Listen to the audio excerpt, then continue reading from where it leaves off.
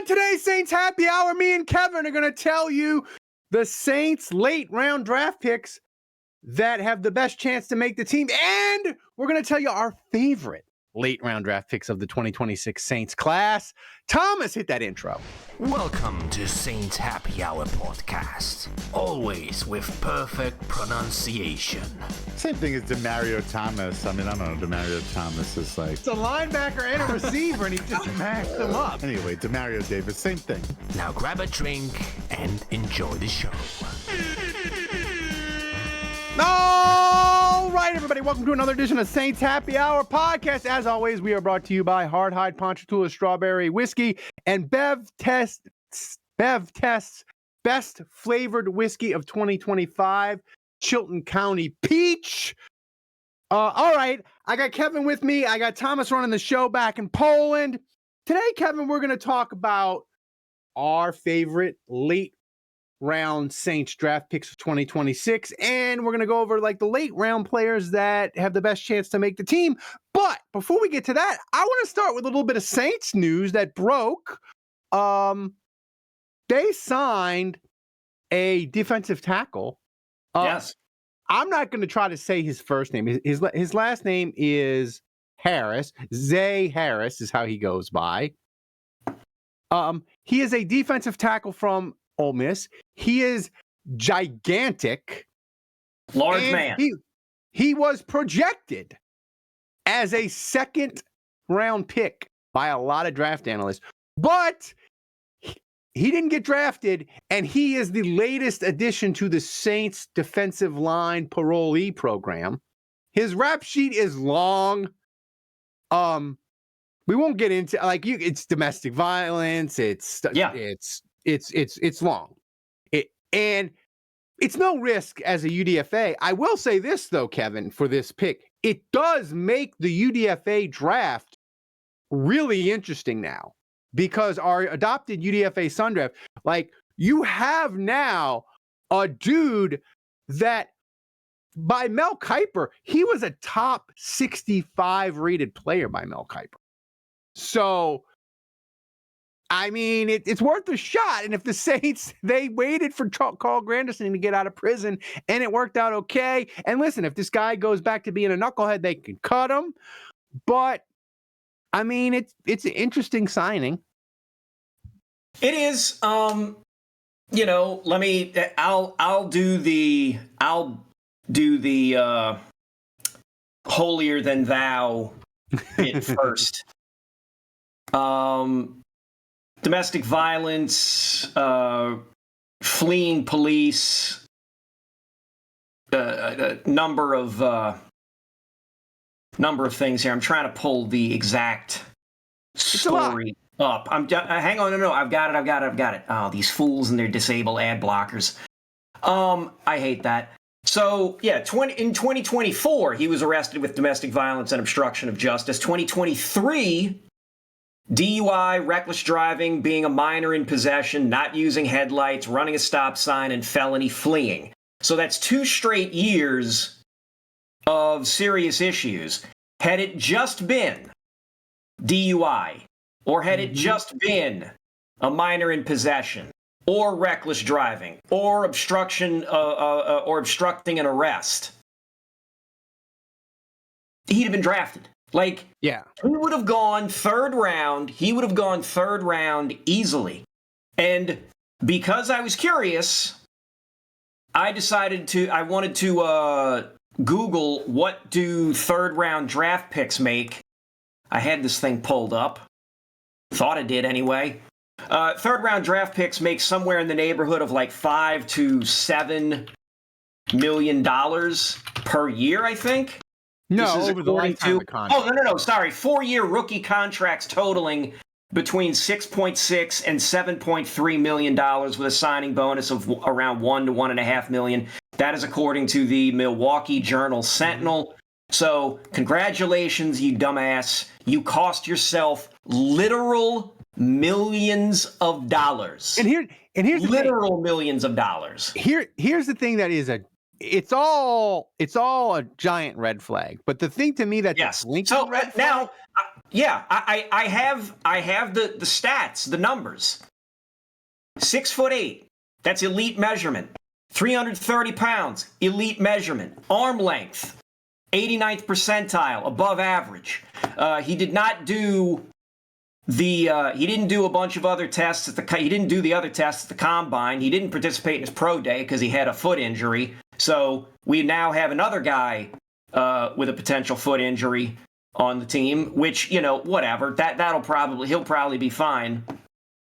But the physical tools and the physical traits are there. The Ole Miss head coach, the new guy, not Lane Kiffin, said something to the effect of, "I hope that that this should be a chance for him to get in with a veteran and learn how to do things the right way and all that kind of stuff." It's like, look, I understand that sentiment, and I hope he does too. But part of being a college athlete is sort of getting that, hey, this is what you have to, this is the transition from being a kid to being an adult. I'm not saying grown up, because being a grown up is a different thing, but from being a kid to an adult. I get that college kids do a lot of stupid shit. I did some stupid shit when I was a college student. Well, here's the thing. Here's the thing that you have a blinking red light, and then you have strobe lights and a siren going off. And I'll give you two reasons why I think this is even more concerning. One, his coach didn't defend him and be like, he's a really good guy and he made mistakes. He's like, I hope it works out. He basically said, this dude's a knucklehead. I hope going with the Saints can get him right. Godspeed. That's concerning.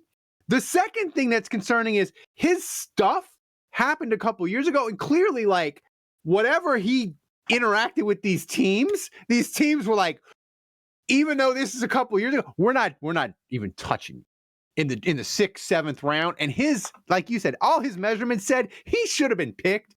But all that said, if he is even a partial knucklehead, the Saints will kick him to the curb. And I'll tell you what, Kevin, they signed him. The draft has been over for a week now, right?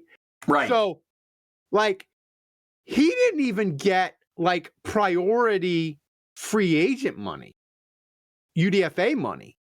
Carl Granderson, he got a little bit of money from the Saints because they had a bunch of teams that kind of wanted him. And I'm not saying he got $200,000-$300,000 like some UDFAs get, but he got a little. I bet you this guy got like $50, like a gift card. He didn't, it's been a week, he didn't get nothing. So the investment of him with the Saints is a zero. So if he's not, I wouldn't say a choir boy, but he's better be damn close to it, or they're gonna punt him to the curb. So we'll see. It's funny because, or it's interesting, I should say, because you've already got you already have Godchow on the team. You drafted Christian Miller. You still have Christian Boyd on the team. Mm-hmm. The fourth, Nathan Shepard, Bryce. The fourth guy. Well, I say Shepard is listed as a left defensive end on the depth chart. Bryce is listed as a right defensive end. The other nose tackle listed on the depth chart here is Keyshawn Silver, so he will likely be packing his bags. There's options here for the Saints, so they won't feel compelled to hang on to Zay Harris, if they even get a whiff of anything of tomfoolery. Well, here's the final thing before we get into our main topic is the thing that makes the most fun about this is our UDFA Sun draft, because clearly he's the best. If you just go on talent, he'll be the best guy on the board. But off the field stuff and his path, like you just described, his path to make the roster is pretty difficult. So it'll be interesting to see which one of us takes a swing with him in the UDFA Sun Draft, which will be coming up in the summer. And of course, Andrew, being the jerk that he is, will cut off me from information from his sources, so he'll know more of the background information on this dude and his foibles and skeletons in his closet, and he'll keep that from us and the viewers because he wants to keep the Juge UDFA Sun dynasty intact. Well, you blew it for yourself. You blew that's it for me. yourself. But what about the listeners and the viewers, Kevin? You took who he was going to take and blew and burned that source, so to speak. Like, I don't know. You want me to have sympathy for you, and I don't. Like, you blew it what about yourself. what about the listeners? What about the viewers? He's cut them off from information too. Never mind me. Just saying. So, all right, let's get to the main topic of today's show. Yeah. And that is this. Me and Kevin wanted to go through sort of the back half of the draft and give our thoughts on the players' pathway to the roster, making the 53, and then each one of us will give a favorite late round pick that we have and why we like them and why we think they're going to succeed in 2026. So, we'll start in the 4th round because I think it's fair to say, Kevin, the Saints' first 3 picks are virtual locks to make the team. Like Tyson, Delp, and Miller, they're all making the team in some form or fact. Like they're making the 53. You can't cut them. And even if they get injured, they're just going to IR them. Like they're making the team. I do think from the 4th round on, they're likely. I think. Lance is likely to make the team. I think the guard from Auburn is likely to make the team. But then the rest of these guys, I think it becomes sort of not like Styles. They say, oh yeah, he can do this on special teams and not. Brown, he's got to thrive as a returner. He's 2 fumbled punts and a bad return away from like really being struggling to make the team. TJ Hall is a 7th round pick. All 7th round picks are fighting uphill to make the roster. So I'll start here. Which one of the guys do you think do you like the least of these guys from 4th round on? Like the least, I'm gonna probably catch some shit for it with some people, but I'm gonna say Barry and Brown. Ooh, interesting. You're going against the LSU guy. Yeah, I know. Not fond of it, but it's like, all right, we drafted a 3rd wide receiver. I understand taking the shorter guy at this point. It's like because you've already drafted 2 wide receivers. You need a receiver. So I'm fine. I guess I'm fine with taking a flyer on a shorter guy, but maybe this is a greater indictment on the fact that you're telling me we couldn't find an edge? I guess it's also a problem with them drafting Sonny Styles, or not Sonny Styles, but Lorenzo Styles, sorry. You're telling me that we couldn't get an edge defender to bring in somewhere? I don't know. And so I look at it like, well, or we couldn't have even gone a corner in the 5th round. You're telling me there was nobody there that seemed like a bigger threat to potentially make the team. So instead we went with a safety, then a wide receiver who we're basically going to only use as a return specialist. Which, look, if he turns into a return specialist, great. If he is a guy who makes the team as a return specialist and is and he becomes the 6th wide receiver on the depth chart, okay, fine. I'll be happy to be wrong. But I don't know. I look at Brown and I think, is Kendra Miller, like, if Barry and Brown becomes the guy, Does that mean then that we're done with Kendra Miller, which I'm fine with? Does that mean that Devin Neal is going to be off for that? Does that mean that Mason Tipton is gone? Yes. There's a lot of moving pieces. My opinion on this could change as the cuts happen, but right now I'll say Barry and Brown. Yeah, the worry for me with Brown is I like he's in college football, like 6 touchdowns of 99 yards or more at kick return, like that. Like he's kind of delivered. So like I get the Saints are like, listen, let's take a flyer and try to energize our return game, which stunk. The worry you have is if the returning doesn't translate, does he have a path to give you anything else? And does he have a path to the roster or to the practice squad if his returning skills don't materialize in the NFL? The thing for him, though, that's good, Kevin, is basically all the dude needs to do is hit on one return in the preseason, and he's a lock for the roster. Because the thing is, so many teams either need returners in the summer, like the Saints, or sometime during the year, 2-3 teams have a dude that starts fumbling punts and sucks and whatever. All you need to do is have like 1, maybe 2 decent returns in the preseason, and they'll be like, bring him in on a Tuesday. Let's see what he can do. So he's got a narrow path to the roster, but it's kind of wide open. You remember like Deontay Harris? We were like, oh, what about him? And like he did like the first game, I think he like ran a punt back against the Jets. And even though there was a penalty on it, we're like, oh yeah, he's making the team. He's done. So I do think it's a strange situation. Like his path to the roster, very narrow. Okay. But it's wide open road. The other thing with the back half of these guys in the back half of the roster, Jeremiah Wright, the guard from Auburn, he's really interesting to me in that I wonder how much the Saints trust Cesar Ruiz. Mickey Loomis mentioned him at the end of the season press conference by name, right?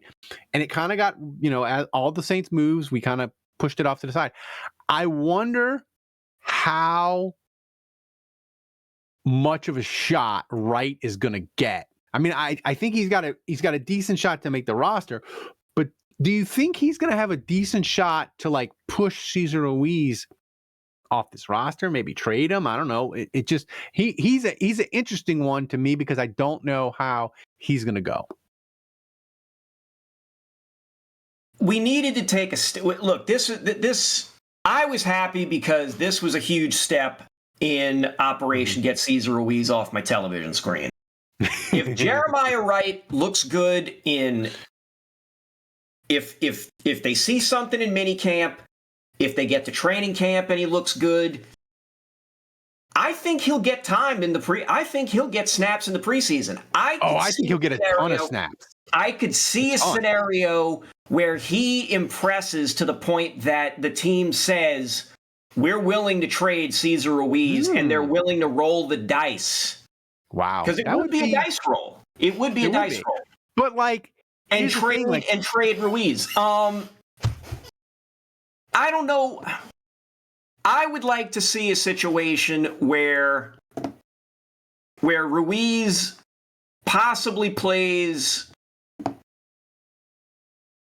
Hang on. Let me walk that back. Best case scenario in my head, Ruiz plays the first 4 weeks maybe, and is just kind of The team decides, screw it, we're gonna switch him out for Wright now. So like from week 5 on, Wright's the starter. He looks shaky, but you see that there is greater potential there, like the higher ceiling than what Ruiz gives you. And then by the end of the year, the team is like, okay, we're willing to part with Ruiz. That to me would be the ideal scenario.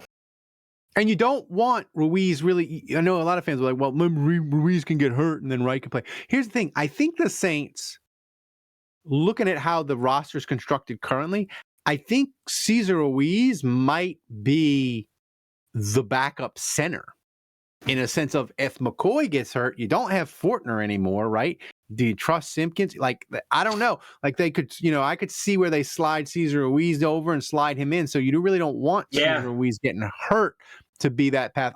No. He's of the first 4 round picks, he's the one that's really fascinating to me because it's unlikely that he plays a ton, but there are some scenarios where we're like, oh, he's getting a lot of snaps. And your point about the preseason, I expect him to play a ton because here's the thing, Kevin, they're not going to play the starters. NFL teams, they just don't play the starters that much anymore.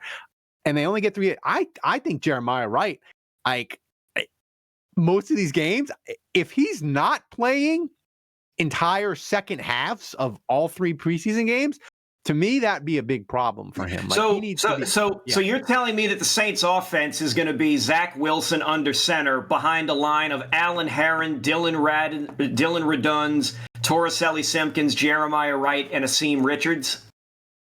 In second half of preseason games, get ready, baby. That is what you're going to be watching. That is what you're going to be Get ready for some hot UFL action, kids. That's right. It's going to be some hot MILF chasing action in the third quarters of games. If you know, you know.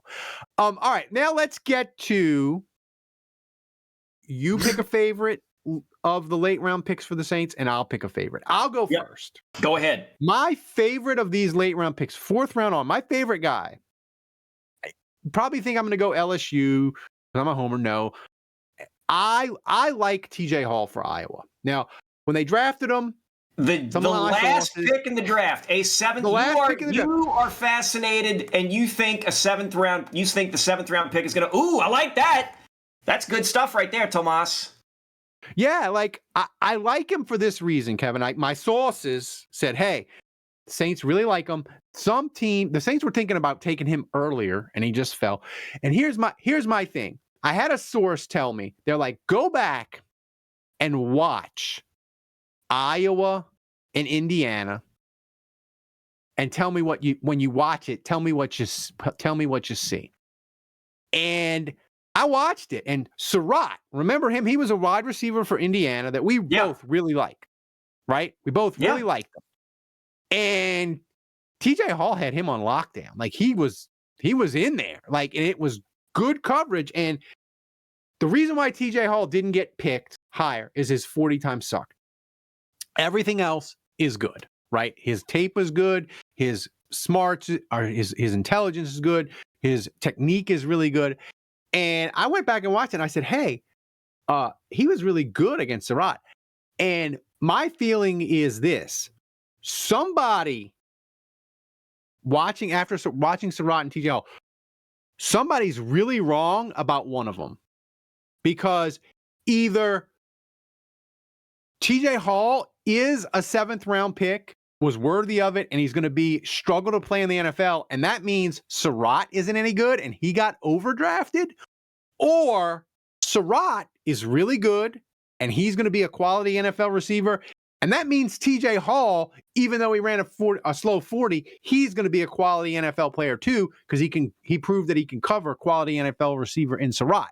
So I just think TJ Hall, in the scheme that Brandon Staley plays, I think he's going to be not a great corner. No, he's not going to be like but he's going to carve out a career, and he's going to get a second contract from the Saints. That's my prediction. Wow. I think he's going to make it. That is a bold prediction. That's Tomas, right. Check the timestamp. A second contract. He's going to get a second contract.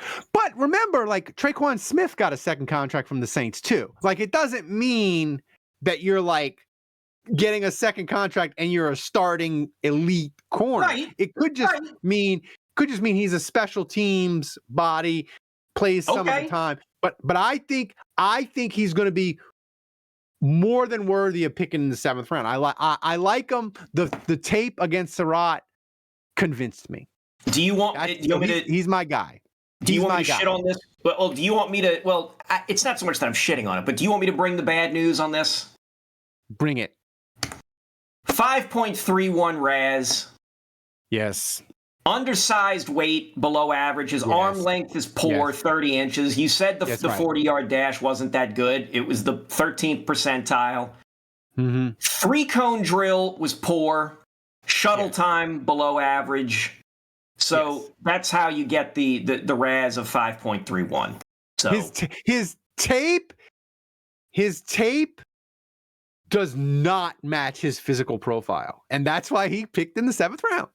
Because teams lean. I believe teams lean more towards physical traits and RAS because those are predictable, and they say he can run, he can jump, he's got the length, we can fix his issues.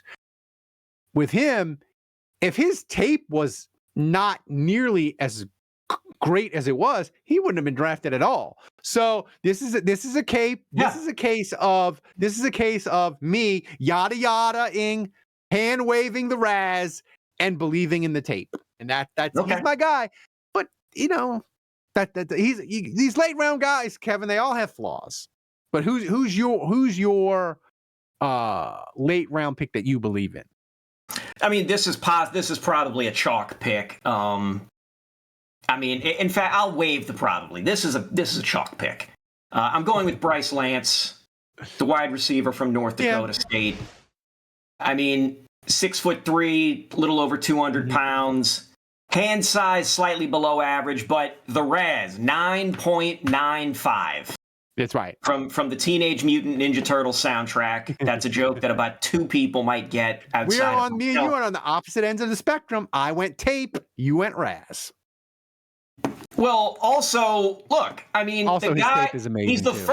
He's the first wide receiver in North Dakota State history to have back-to-back 1,000-yard receiving seasons. Yes. He's a national champion in that division of football, and it's like, I tried looking up where his receiving yards rated, and 4 of the places I looked weren't counting guys in that in that division category. They were only rating the tier 1 guys from the NCAA, like Division I football. But somewhere I found something that said he was in the top. He was for sure in the top 20 in the entire nation, all colleges, in yards, in receiving yards from this past season. I can't remember where I saw it. I can't remember where I saw it. You just have to trust me that I saw it and that I'm on the level here.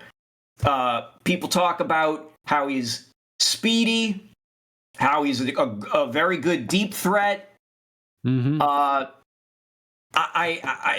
He's coming in, he's immediately, without even playing, I'm looking at the depth chart, he's immediately number 4 on the depth chart. I put him ahead of Jalen Polk. He could possibly become number 3 on the depth chart, ahead of Vele. That's right.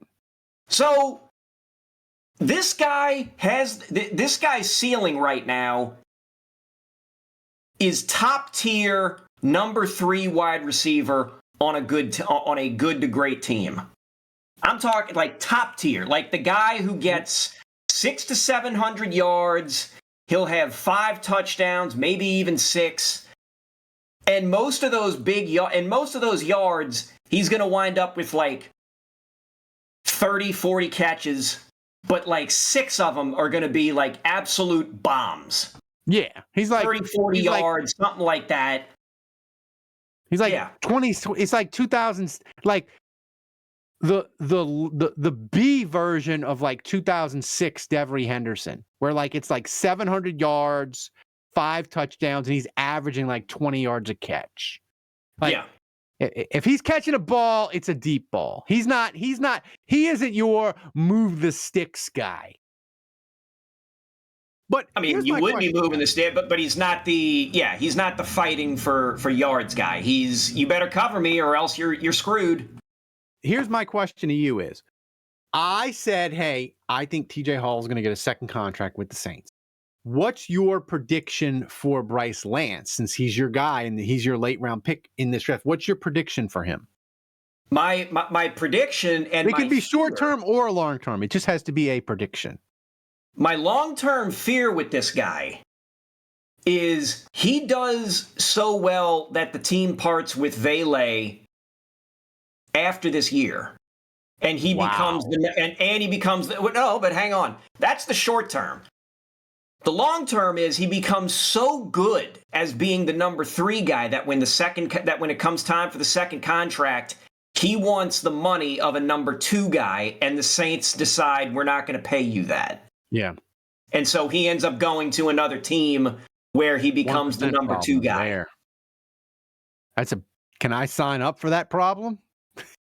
I'll take, I guess I'll take it, because it's like, look, you're drafting a guy in the 4th round, and he becomes so good that he has to go somewhere else because they're going to pay him more. That's right. So it's a good problem. I look at, especially Lance I guess what pushed him down to the 4th round is this draft was just deep at receiver. Is that fair to say?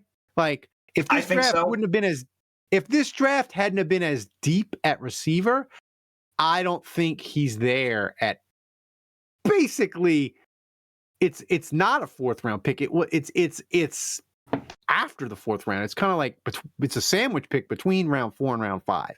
So I think this draft being deep at receiver pushed him down. I think in a normal NFL draft where the receiver isn't thought of as one of the deeper positions, I think he'd have been for sure like a top 120 pick, maybe even a top 100 pick if he was in a receiver class that was light. If I think also if it had been the running back class this year, I think he would have gone way higher. I think playing for an FCS school hurt him as well. Because look, the biggest, I thought I had this tab pulled up. Yeah, I do. The two biggest successes, I should say, from North Dakota State in the NFL at wide receiver, and I think there's only been 4 or 5 drafted, are Stacy Robinson, who played for the Giants for 6 years, and Christian Watson, who is currently playing. He's with the Packers right now. He may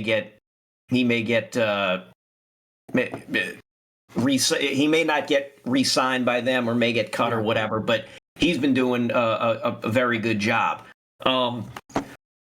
I think Bryce Lance has the potential to ultimately be the best wide receiver drafted out of North Dakota State.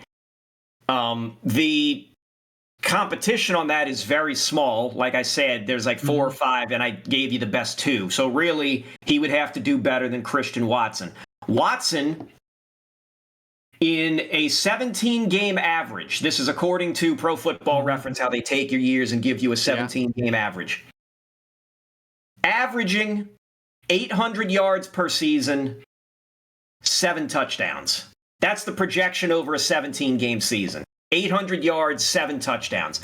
I would sign up for that in a heartbeat. Now, Christian Watson was probably drafted. I don't know where he was drafted. I don't see that here. He's a guy that he burst on the scene with the Packers, and his first year in 2022, he played in 14 games. He had 41 catches, 611 yards, 7 touchdowns.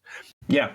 The rest of the 2 of the next 3 years, he's hurt. Like in 2025, he started 10 games, played in 10 games, 35 catches, 600 yards, 6 touchdowns. And like you say, is projecting for 17 games is 800 yards. But I'm going to tell you, Kevin, you give me any one of these Christian Watson seasons for Lance, his first year, you give me 2023 Christian Watson, where obviously you would want Lance to maybe play more than 9 games. But if you told me Lance was going to get the Saints 28 catches, 422 yards, and 5 touchdowns, like, I probably would sign those papers today for a 4th round pick. Like, like that. Yeah.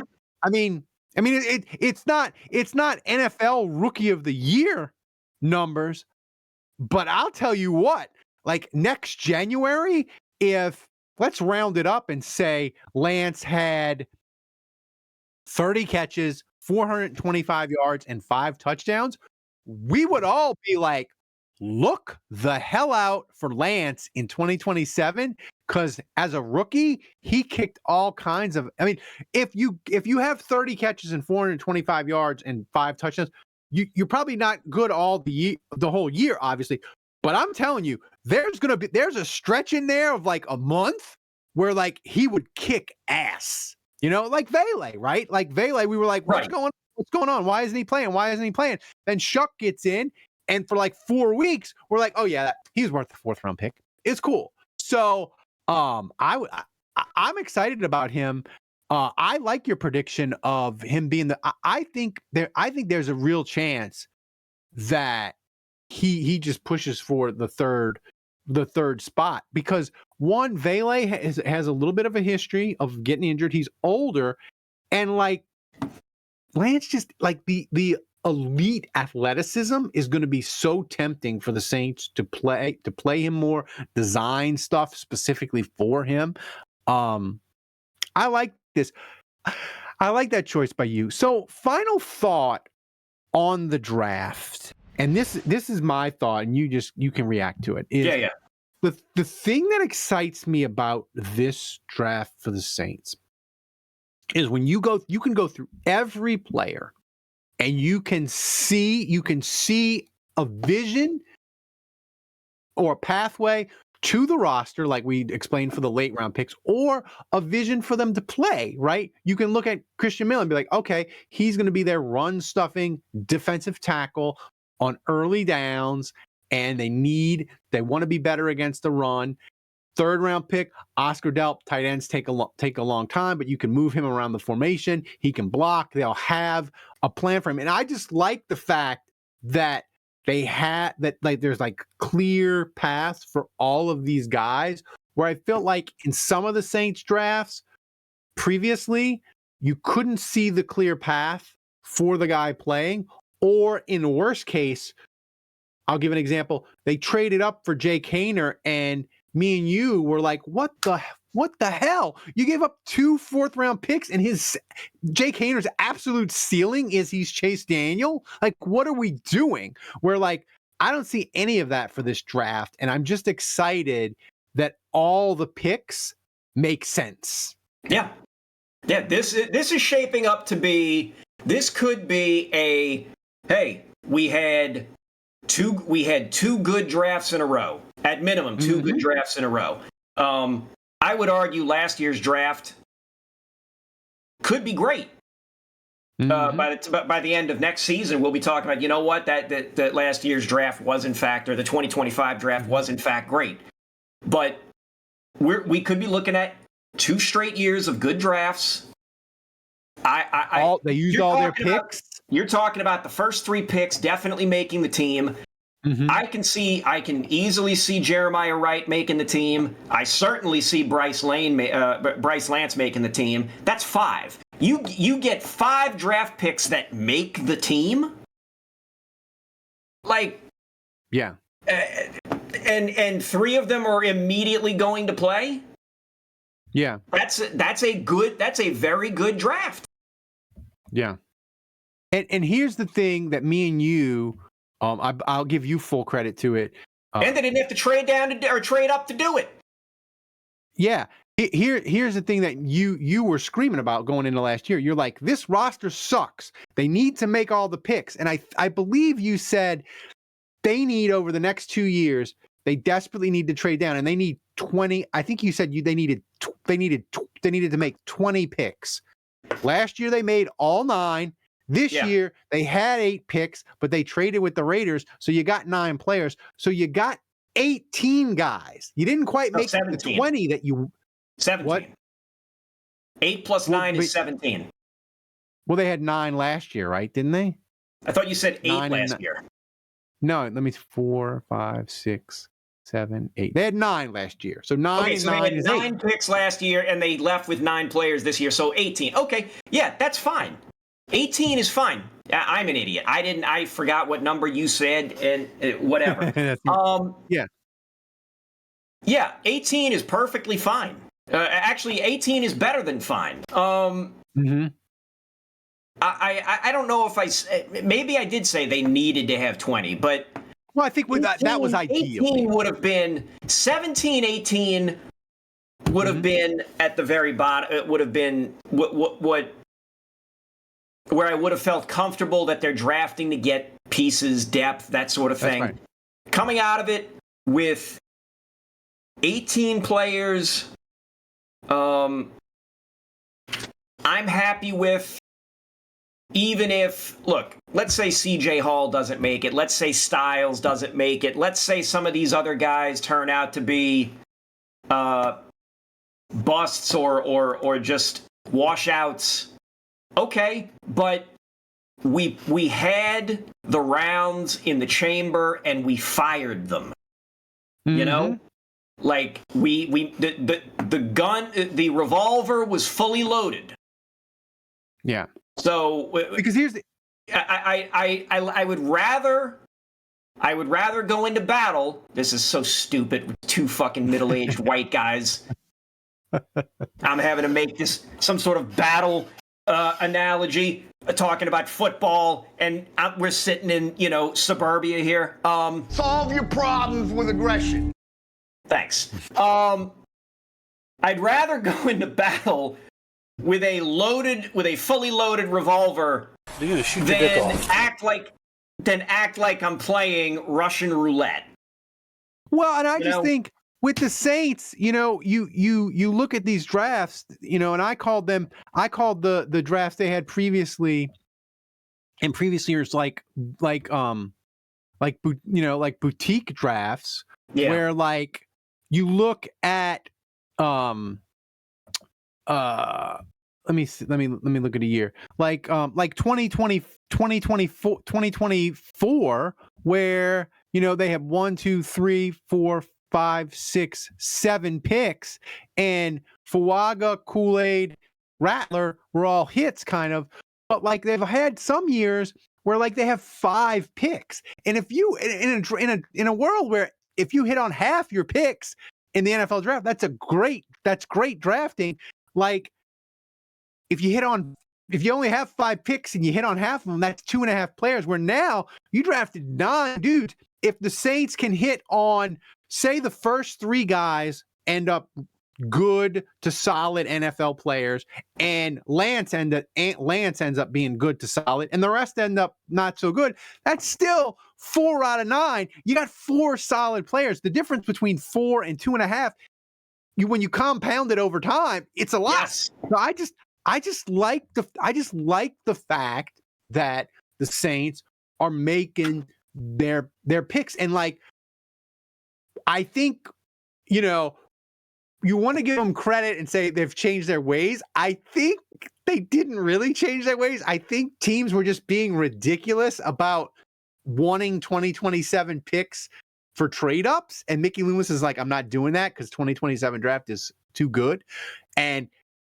that's the wise decision about him. But I think teams being a little bit ridiculous on what they wanted to trade up benefited the Saints here. But like you say, Kevin, I'll just take a win wherever I can find it with the draft. Exactly. Yeah. And I just think I like the fact that their draft has more bodies, because I feel like there's just more margin for error. Like, and the draft makes it fun because the more guys they pick, the more guys we can talk about. So anyway, guys, thanks for joining us. Thanks for supporting the show. If support the show, go to patreon.com/Saints Happy Hour. You get every single podcast we do, no commercials, access to our Discord, ability to ask questions for the main show, and our mailbag. You should do it. It's amazing.